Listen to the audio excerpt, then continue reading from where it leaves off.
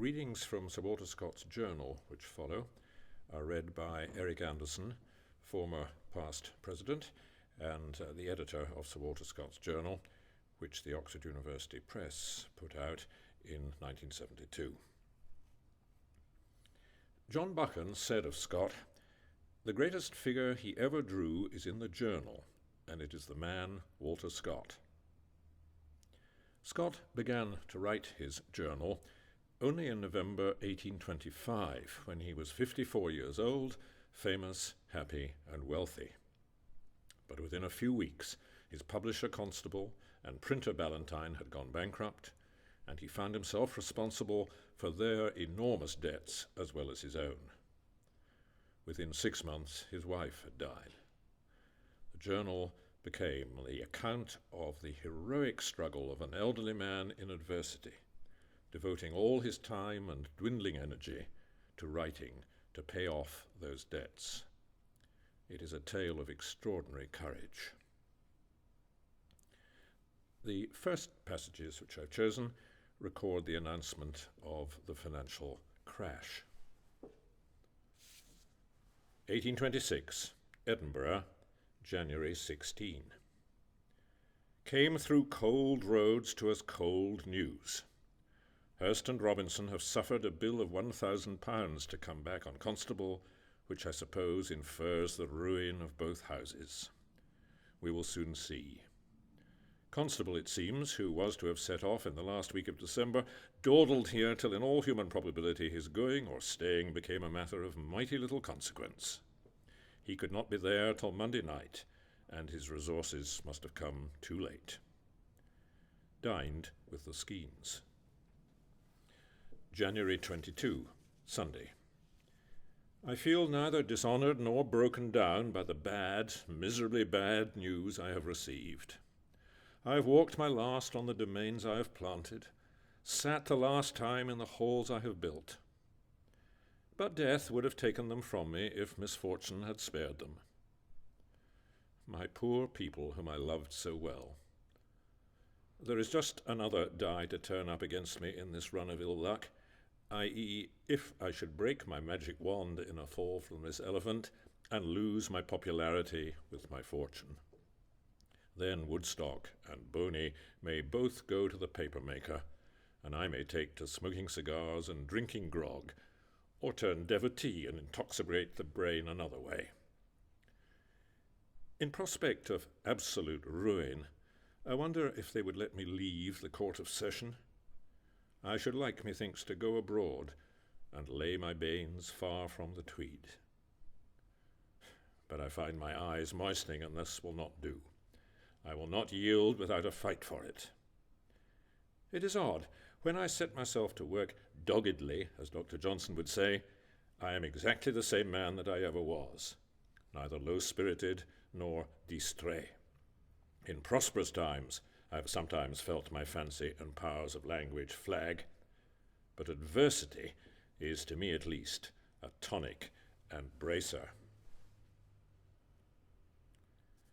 The next 3 extracts give some picture of his daily life at Abbotsford and in Edinburgh, a story of unremitting literary work, interspersed with illness, interrupted by social callers and by the public calls on his time. 1826, Abbotsford, August 30. I did better yesterday than I had hoped for. 4 instead of 3 pages, which, considering how my time was eat up by prolonged morning lounging with friend Halliburton, was pretty fair.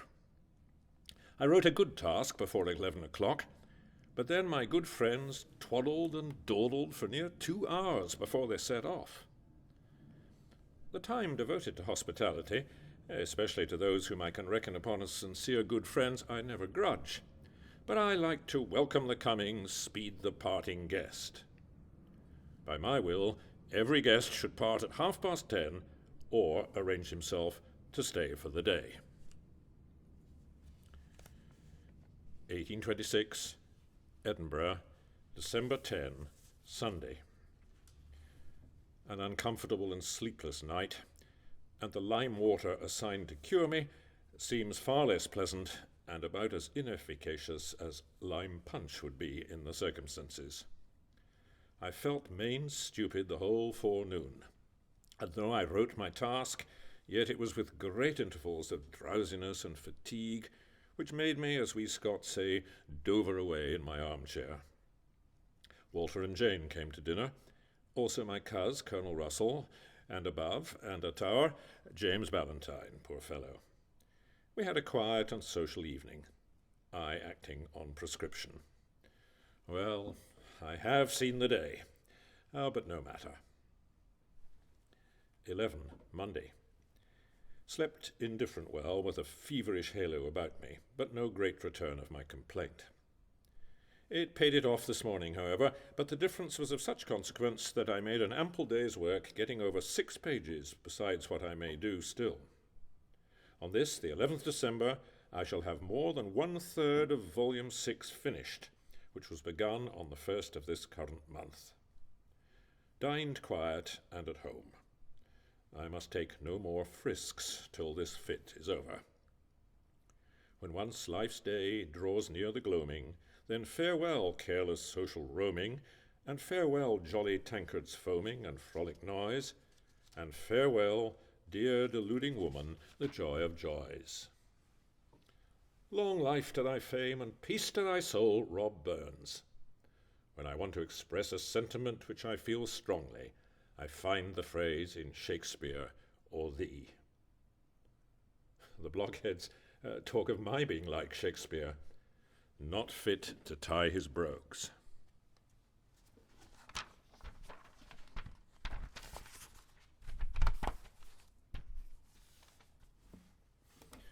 The final passage, written when he was visiting London, reminds us of the fame Scott acquired as the author of Waverley. 1828, London, May 11th, Sunday. Sat to Northcote, who only requires Deo gratias another sitting. Dined with His Majesty in a very private party, 5 or 6 only being present. I was received most kindly as usual. It is impossible to conceive a more friendly manner than His Majesty used towards me. I spoke to Sir William Knighton about the dedication of the collected works, and he says it will be highly well taken. I went after the party broke up to Mrs. Scott of Harden, where I made acquaintance with her beautiful kinswoman, Lady Sarah Ponsonby, whose countenance is really seraphic and totally devoid of affectation. 12. Monday. Old George II was, as is well known, extremely passionate. On these occasions his small stock of English totally failed him, and he used to express his indignation in the following form: God damn me who I am. God damn you who you be. Lockhart and I visited a Mrs. Quillinan, with whom Wordsworth and his wife have pitched their tent. I was glad to see my old friend, whose conversation has so much that is fresh and manly in it. I do not at all acquiesce in his system of poetry, and I think he has injured his own fame by adhering to it, but a better or more sensible man I do not know than W.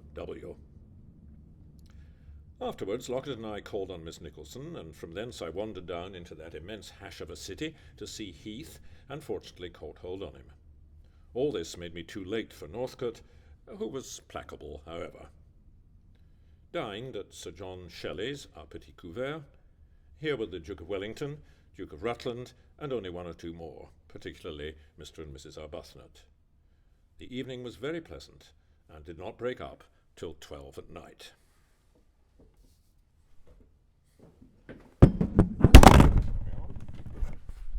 That sounded good.